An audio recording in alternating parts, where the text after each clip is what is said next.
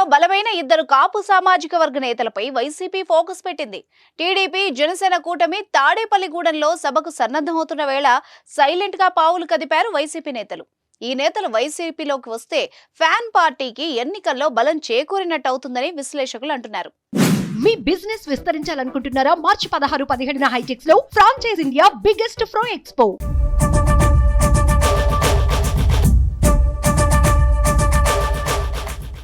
గంటా శ్రీనివాసరావు తెలుగుదేశం పార్టీలో తన రాజకీయ ప్రస్థానాన్ని మొదలుపెట్టారు. తర్వాత ప్రజారాజ్యం, కాంగ్రెస్ పార్టీల్లో ఎమ్మెల్యే, మంత్రిగా పనిచేశారు. 2014లో తిరిగి టీడీపీలో చేరి విశాఖపట్నం నార్త్ ఎమ్మెల్యేగా గెలిచారు. ప్రస్తుతం ఎన్నికలు దగ్గర పడుతుంటే గంటా శ్రీనివాసరావు వైసీపీలో చేరుతున్నారన్న ప్రచారం జరుగుతోంది.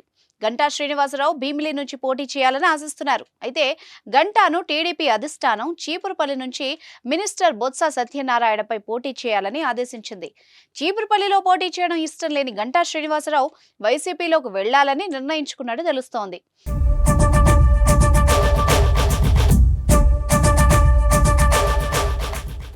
అయితే ఇప్పటికే వైసీపీలో చాలా స్థానాలు అభ్యర్థులు ఖరారయ్యారు. మరి గంటాకు ఎక్కడ సీటు కేటాయిస్తుందోనన్న చర్చ మొదలైంది.